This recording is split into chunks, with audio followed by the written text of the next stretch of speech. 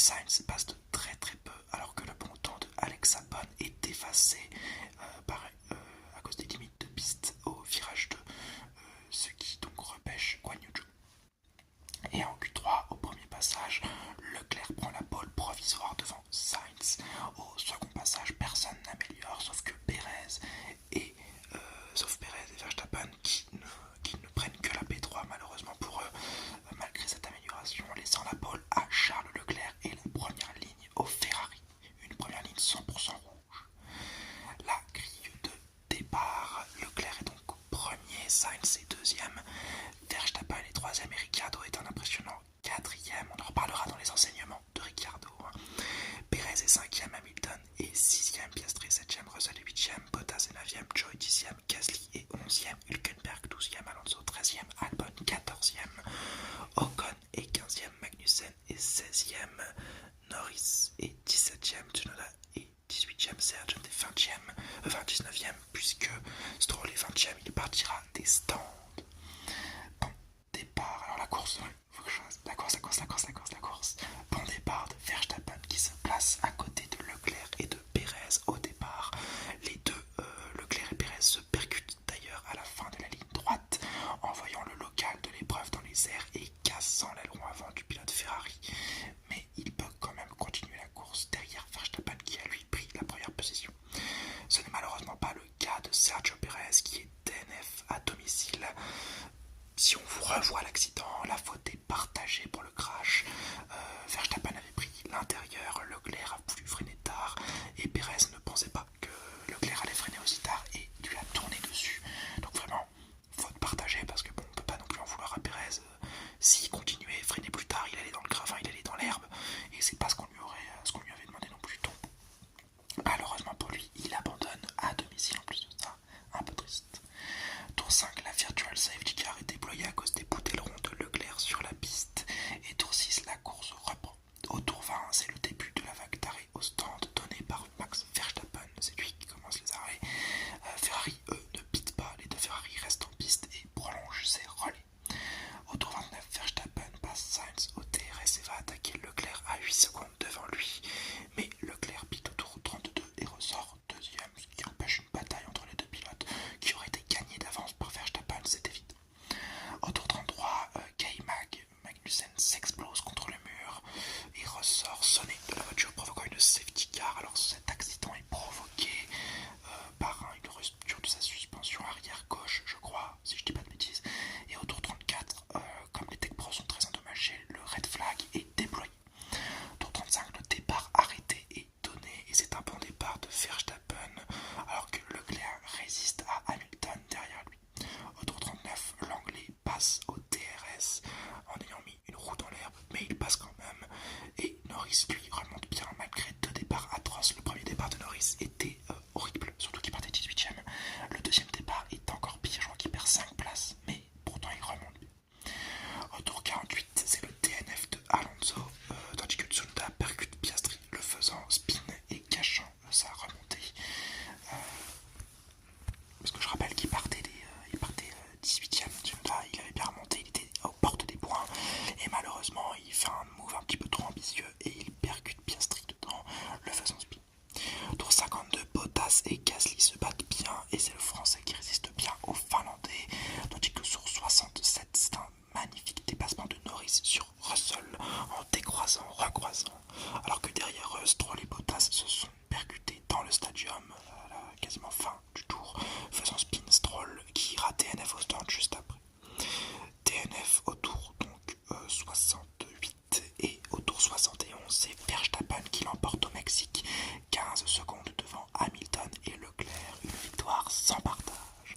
La grille d'arrivée, Verstappen est premier, Hamilton est deuxième avec le meilleur temps en course, Leclerc est troisième, Sainz est quatrième, Norris est cinquième, Russell est sixième, Ricciardo est septième, Piastri est huitième, Albon est neuvième, Ocon est dixième, Gasly est onzième, Sargent est douzième, Tsunoda est treizième, Hülkenberg est quatorzième, Bottas est quinzième, Guan Yu Zhou est 16e, Stroll DNF, Alonso DNF, Magnussen DNF et Perez DNF. Les enseignements de cette course, alors assez rapide. Verstappen égale Prost, 51 victoires, les deux, il sera rapidement dépassé, le champion français. Bon, c'est d'autres époques, mais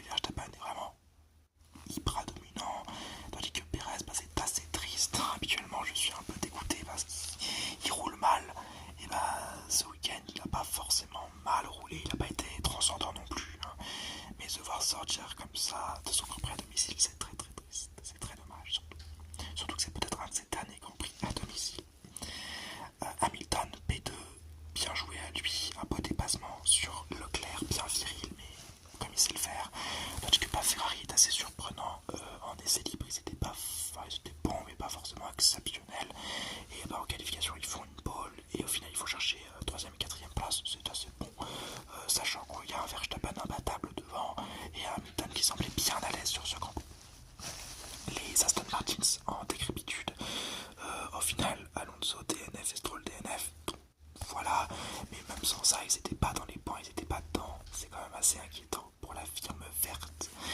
On va aussi parler de Norris et Piastri qui reviennent de loin tous les deux, au final P5 et P8 alors qu'ils partaient respectivement P18. Bon, et P7 pour Piastri qui a perdu une place même, mais quand même c'était pas mauvais, c'était une belle course des deux McLaren qui ont fait un bon retour sur un circuit qui n'est pas à leur avantage, parce que je vous le rappelle que les lignes droites des McLaren ça fait de tout le contraire de Williams. Et bah pourtant voilà, une P5 à l'arrivée, une P8 c'est une double entrée dans les points, c'est vraiment pas mal pour une écurie qui n'était pas à l'aise sur ce circuit. Ricciardo, quel retour exceptionnel, 4ème en qualification pour aller chercher les points de la 7ème place pour AlphaTauri. Je vous le rappelle, AlphaTauri, c'est vraiment très très chaud de prendre des points là-bas, c'est des énormes points qu'il va prendre et il montre son talent, il me fait mentir parce que moi je pensais qu'il était fini, vraiment pas mal du tout.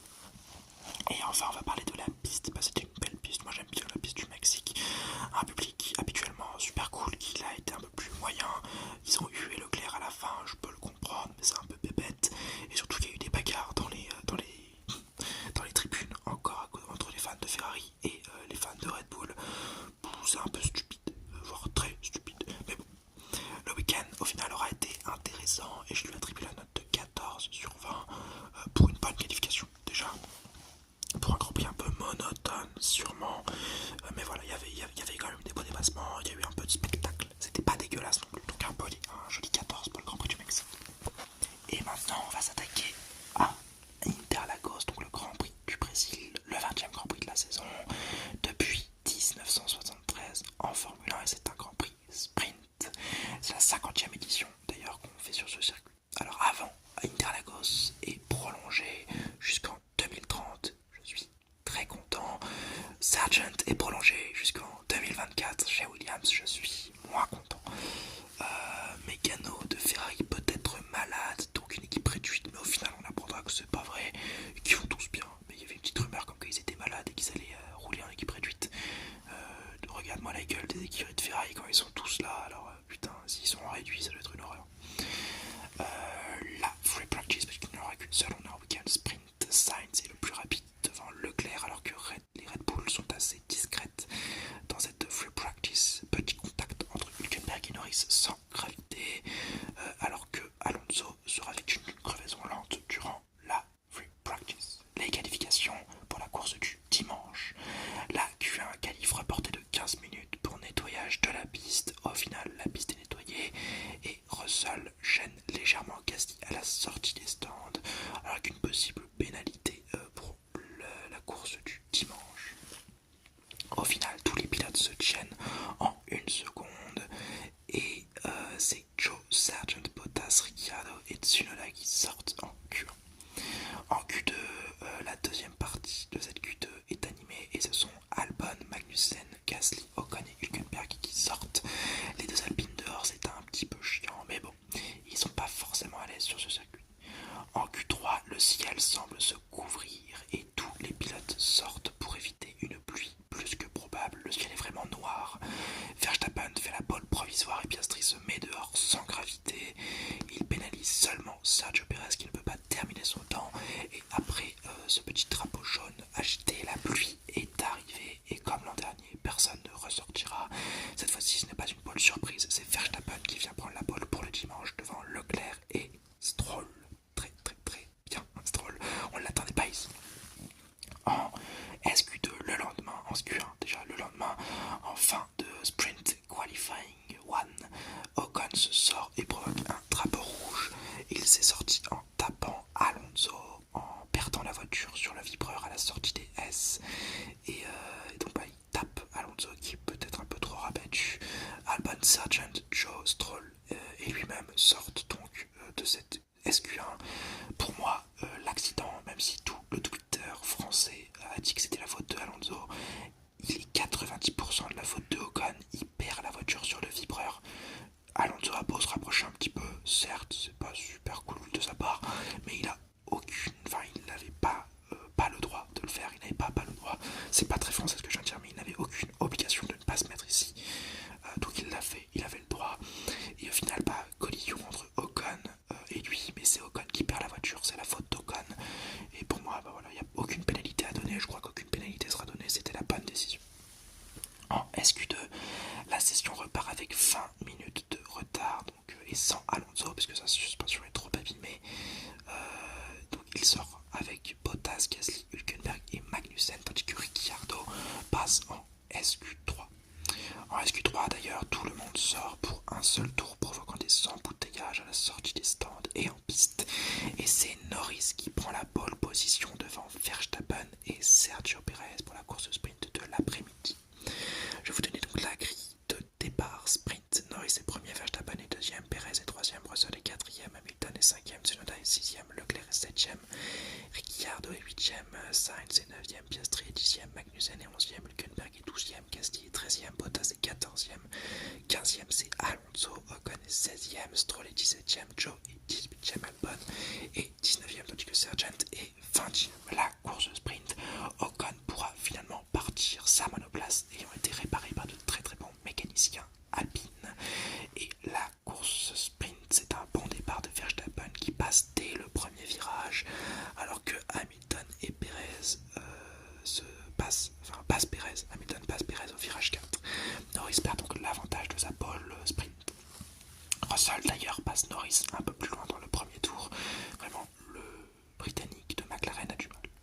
Tour 4, Perez repasse Hamilton au DRS au premier virage, tandis que Norris lui repasse Russell au tour 5 et au même endroit que Perez sur Hamilton.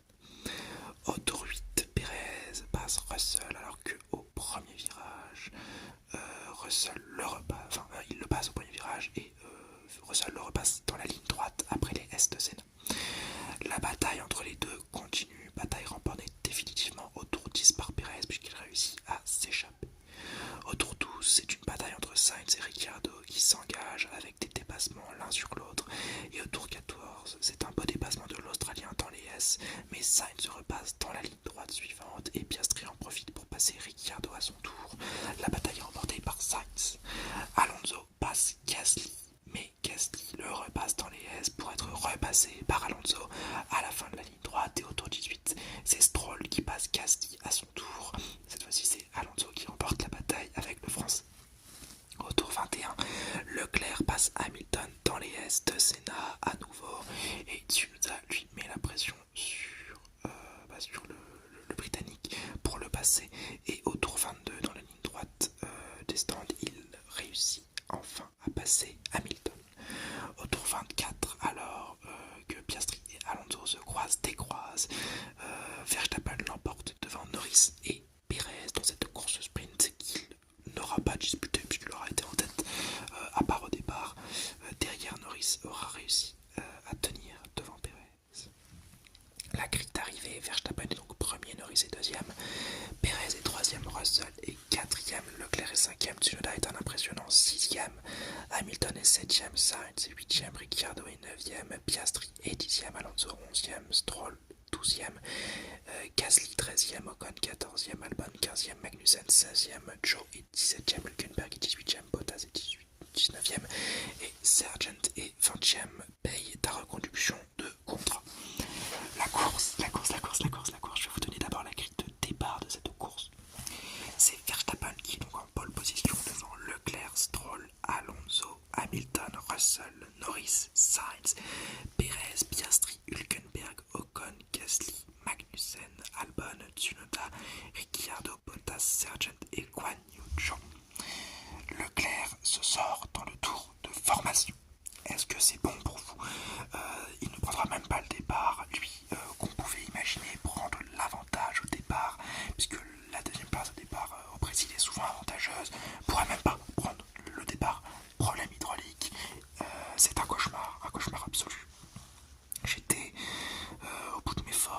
un stylo, j'étais en train de noter pour cette vidéo, j'ai jeté le stylo à travers ma chambre, d'accord. Le stylo s'est retrouvé à l'autre bout de la chambre, je suis allé le ramasser avant le départ, j'en pouvais plus. Moi qui m'attendais à une belle course, avec une belle bataille, tout est gâché, j'étais dégoûté. Mais bon, un bon départ de Verstappen et de Norris qui prend la P2 alors qu'il partait 7ème. Très très beau départ de Norris. Derrière, Albon et Magnussen se percutent avec Hülkenberg en sandwich. Le Danois est pris donc en sandwich avec Albon et il DNF au premier virage, résultant un red flag puisque vraiment ils ont foutu des débris partout et les deux monoplaces de Albon et Magnussen ne pourront pas repartir. Ce sera un départ arrêté sans Leclerc qui ne pourra donc pas partir. Albon et Magnussen, alors que Ricciardo et Piastri partiront des stands, ruinant leurs courses respectives, car la voie des stands est très très longue et ils vont prendre 20 secondes de retard déjà rien qu'au départ.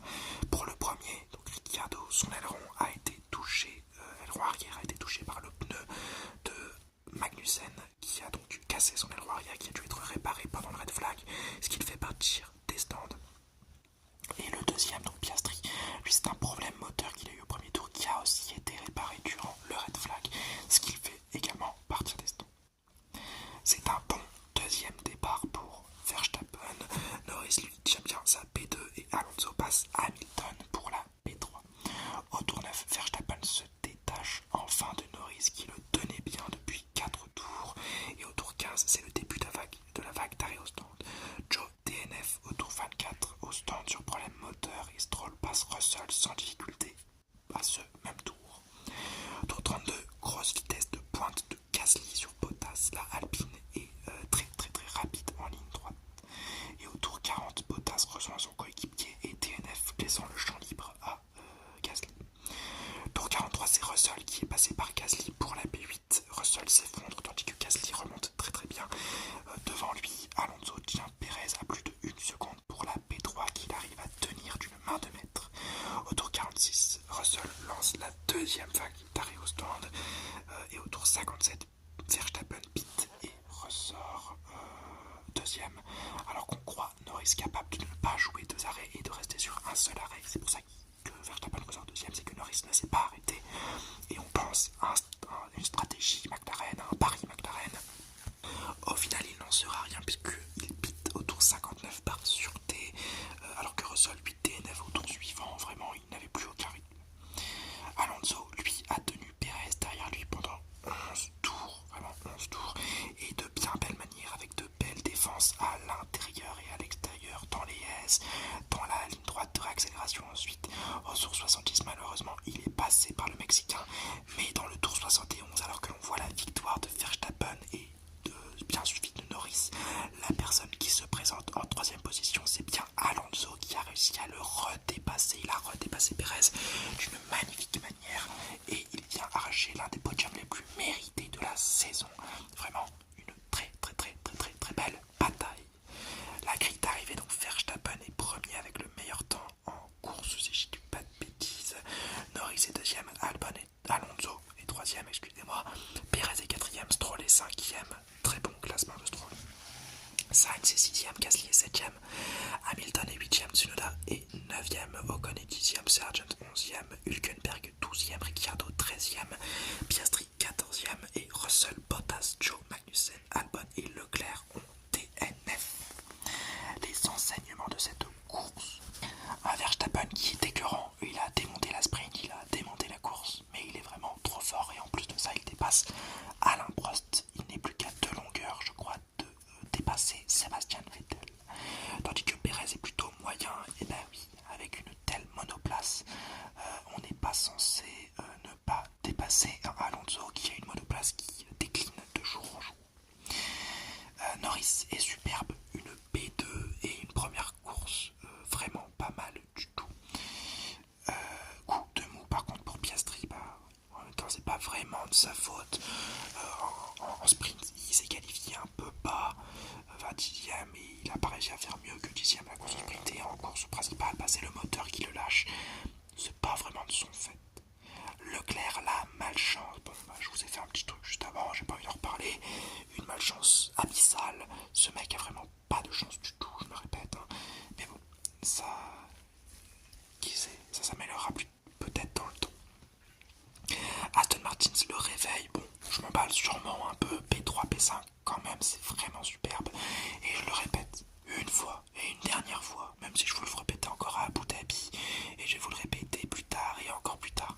Alonso est le meilleur pilote de cette grille avec Verstappen, et je pense pas qu'il soit derrière Verstappen. Je pense que les deux se tapent. Ce mec est super fort. Donnez-lui une monoplace ou une écurie à la Verstappen. Je pense qu'il est champion du monde. Voilà. On termine pour les pilotes sur Tsunoda, qui est très solide dans cette fin de saison. Un dernier Grand Prix pas mauvais, un meilleur temps en course sur les 3 dernières courses, enfin, sur une des 3 dernières courses.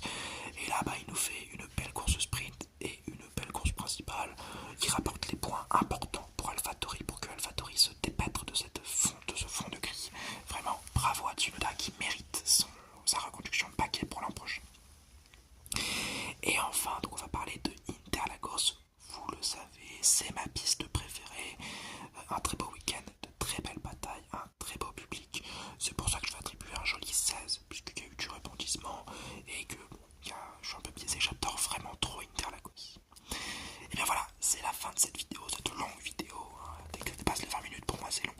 Surtout le montage, ça va être long, mais vous inquiétez pas, elle sortira le dimanche soir, je vous en fais la promesse.